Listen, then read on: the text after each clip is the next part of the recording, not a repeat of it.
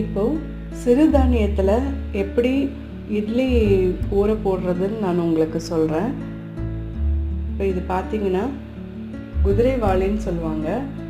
இது கடையிலலாம் உங்களுக்கு கிடைக்கும். இது வந்து ப்ரோட்டீனில் ரிச்சு.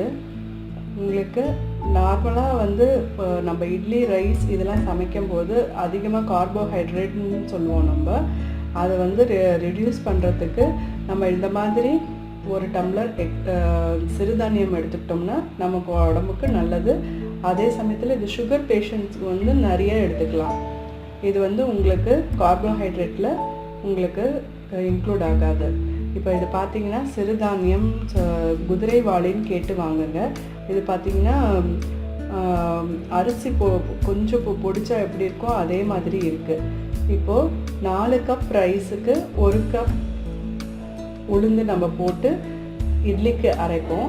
அதுக்கு பதில் என்ன பண்ணுங்க, 1 டம்ளர் குதிரைவாளி எடுத்துக்கோங்க. மீதி 3 டம்ளர் இட்லி ரைஸ் எடுத்துக்கோங்க.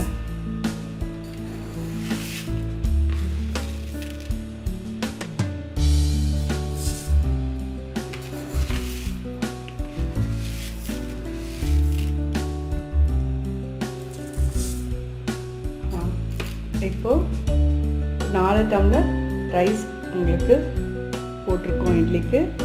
அதே அளவுக்கு 1 டம்ளர் உளுந்து, அதுக்கப்புறம் கொஞ்சமாக வெந்தயம் உளுந்தில் போட்டுக்கோங்க. இப்போது இது நல்லா அலம்பிட்டு ஒரு 4 ஹவர்ஸ் தண்ணி விட்டு நம்ம ஊற வச்சதுக்கப்புறம் இட்லிக்கு அரைக்கணும். ஃபஸ்ட்டு உளுந்து போட்டு அரைச்சி எடுத்துக்கிட்டு அப்புறம் ரைஸ் போட்டு நீங்கள் அரைச்சி எடுத்து ரெண்டுத்தையும் மிக்ஸ் பண்ணி அதையும் என்ன பண்ணணுன்னா புளிக்கிறதுக்கு ஒரு 8 ஹவர்ஸ் நீங்கள் வெளியில் வைக்கணும்.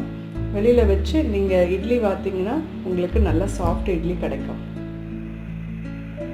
இப்போ பார்த்தீங்கன்னா நான் அந்த குதிரைவாளி 1 டம்ளரும் 3 டம்ளர் இட்லி அரிசியும் போட்டு நான் இப்போ 4 டம்ளர் அரிசிக்கு 1 டம்ளர் உளுந்து போட்டு அரைச்சி வச்சுருக்கேன். இப்போ எந்த விதமான வித்தியாசமும் இல்லை, நார்மல் இட்லி மாவு மாதிரியே இருக்குது.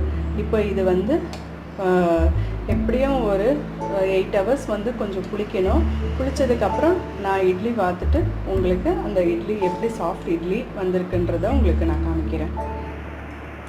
அந்த மாவு குதிரைவாளி போட்டு உங்களுக்கு அந்த மாவு நான் அரைச்சி வச்சுருக்கேன் இல்லையா, அது நல்லா புளிச்சு வந்திருக்கு. புளிச்சு நல்லா நீங்கள் கலக்கி விட்டுக்கோங்க. கலக்கி விட்டுட்டு இப்போ பார்த்தீங்கன்னா 2 தட்டு எடுத்திருக்கேன். 2 தட்டுலேயும் நல்லா எண்ணெய் நல்லா தடவிக்கோங்க. தடவிட்டு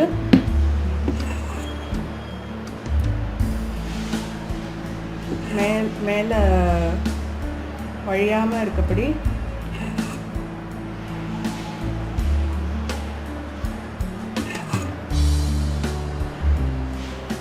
விட்டு இப்போ அடுத்தது வைக்கிறச்ச பார்த்தீங்கன்னா இட்லிக்கு மேலே எந்த துவாரம் வரா மாதிரி நீ வைக்கணும்.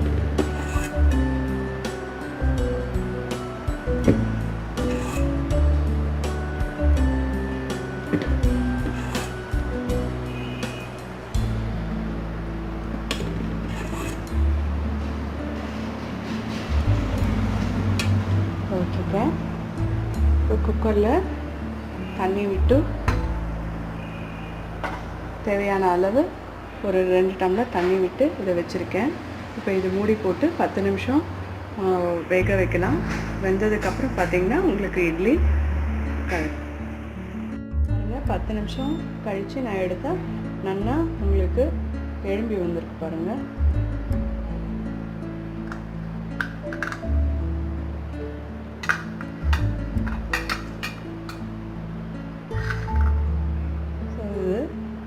குதிரைவாளி 1 டம்ளர் நம்ம சேர்த்துருக்கிறது வித்தியாசம் தெரியல பாருங்கள். நார்மல் இட்லி மாதிரியே இருக்குது. இப்போ பாருங்கள், விட்டு எடுத்தால் நல்லா சாஃப்டாக வந்திருக்கு.